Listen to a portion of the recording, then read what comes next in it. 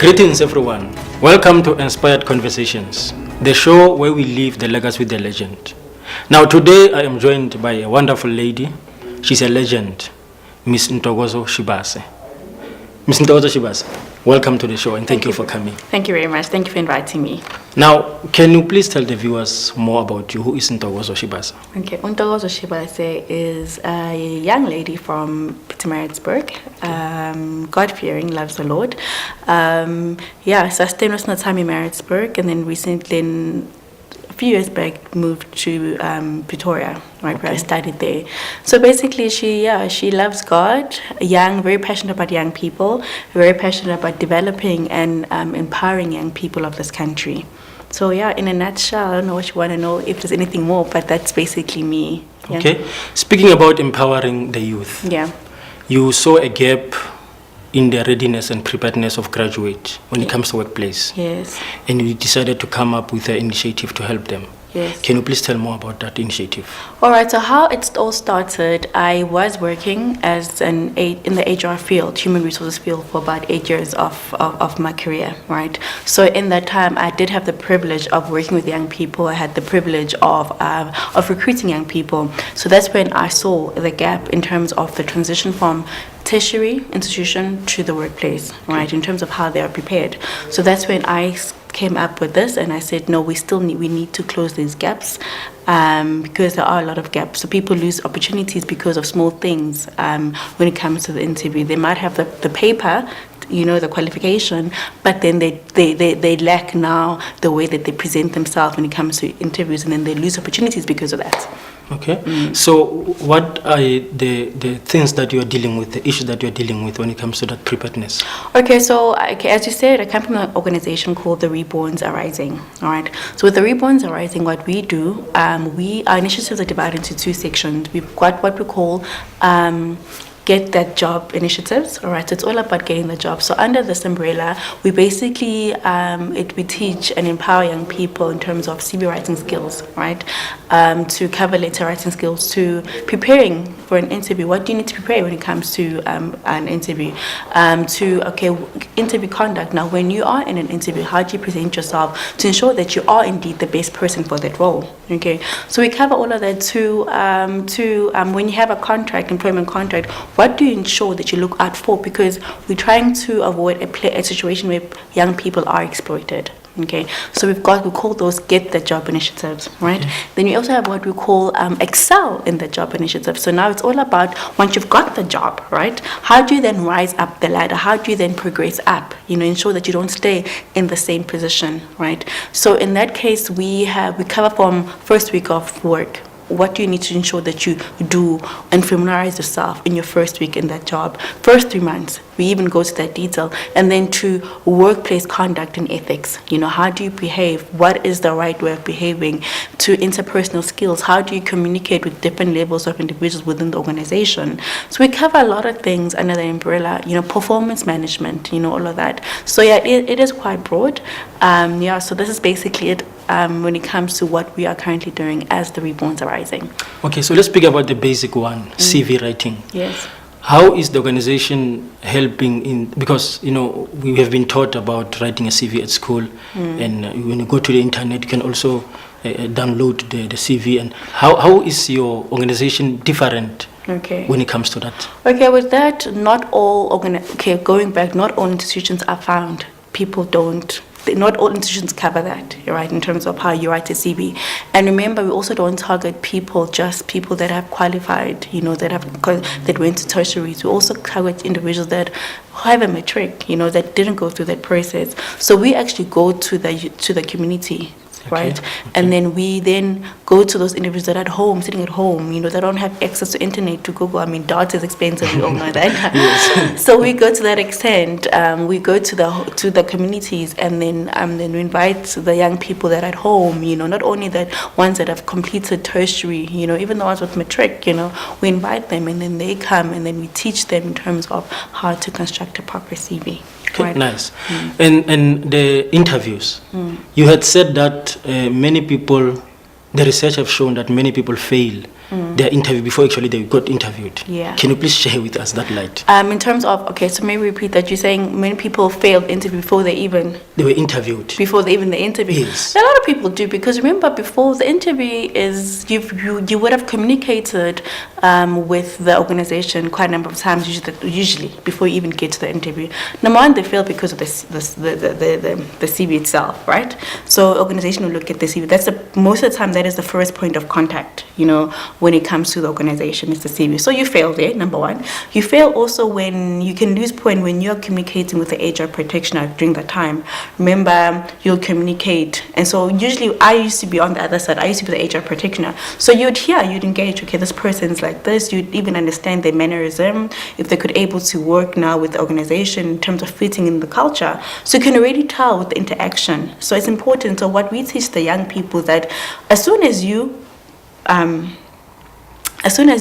submit that CV, ensure then when you pick up that phone, number one, I'm giving an example, the way that you pick up that phone, because you don't know who's calling you, who's gonna call. So the way that you answer your phone now needs to be more professional, and all of those things, So the interview stage at itself is you've gone through so many stages where they've seen you or engaged with you. You know what I mean? Okay. Another famous one would be, I always like to say this, I'll talk about your CV is not just the paper that you submit, right? Also goes to Facebook. We look at that. Okay. We look at you. We look at your social media pages, your Facebook, your Instagram. So it's very important in young people what you say. Your check-ins. Your situation right now that you post. Would determine can prevent you from getting that job at the end of the day. So you must be very careful as a young person. And also in terms of what you post on social media, because recruiters tend to look at that as well. It's an extension of your CV. Oh, that's a nice one. Yeah. That's a nice. Now, the research have shown that in 2018, youth unemployment is about 52.40%. Yes, correct. And you guys are trying to help by promoting entrepreneurship. Yeah. How do you help when it comes to entrepreneurship? So with entrepreneurship, because remember everything is linked up. Because not everybody wants to be not everyone wants to go to the office and have a 9-to-5 job. Okay. So in terms of those people that are more entrepreneurs, so we now develop similar to the workplace preparation. So we prepare for the entrepreneurs for the entrepreneurship space. So we develop the soft skills, in terms of entrepreneurship, things like customer satisfaction. All those small things, branding and marketing.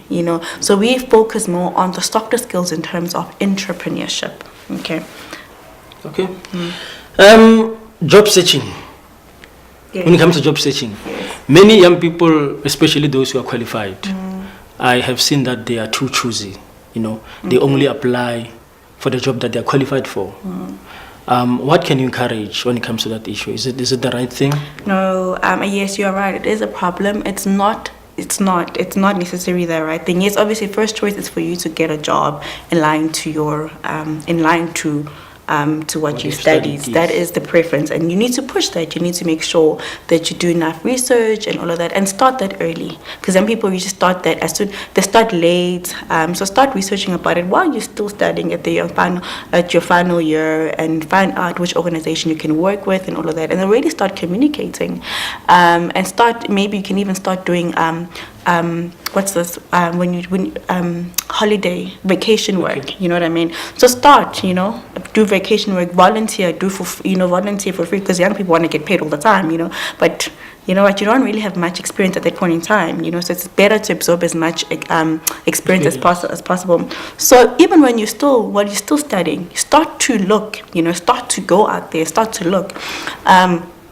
So it encourages them, as I said, first point of reference is to do what you've studied, what is aligned, and start that early, you know what I mean, and so that they also can understand and you do it well, quite early, and you do it well, so that they know, okay, when we need an officer, an intern, there's this lady that came at June on time without us paying. They came on time and they did very well. and they did their best.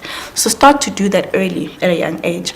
But also then in terms of, should you get to a point, as you're saying now, when you don't get anything that is aligned, what you can, because remember, it's all about the work experience at the same time. You're able to understand the work environment itself in general, because remember, you learn a lot of things in the work environment itself, as I said, interpersonal skills. So what you'll gain it. You might not gain what you've studied at that point in time, but you'll gain interpersonal skills. How do you interact now with various stakeholders within the business? You learn writing skills. You practice writing skills. Because that's what you'll be doing. So you learn the basics of the work environment. So I would encourage you, young people, to what you can get. If you struggle to get what is aligned, what you can, do it and do it very well, because you never know who's watching. So even though you get a little salary there, you also encourage. Yes.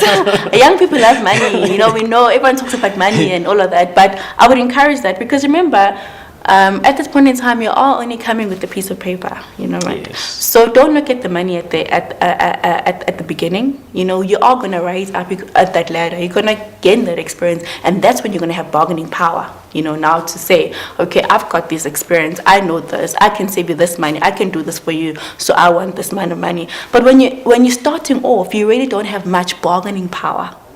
You know what I mean? Yeah. There's nothing. You don't have. So get as much. And when you start off, even if they're paying not something that you're happy with, do your best, because you never know who's watching. As I'm saying, Yes, exactly. You might not. I know a lot of young people that didn't. They started off with very minimal wage, right, of salary. But after a few months, they rised up because they did their best. They performed and they did very well.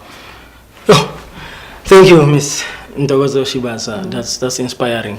I'm motivated. I'm encouraged. I believe that from here, I'm going to look for a job and I'm going to get it through the inspiration that I got here. Yes. Ladies and gentlemen, I believe that you have been inspired, you have been encouraged and motivated. You were watching Inspired Conversations on Global Conference TV. Let's meet next time, same place. Thank you very much.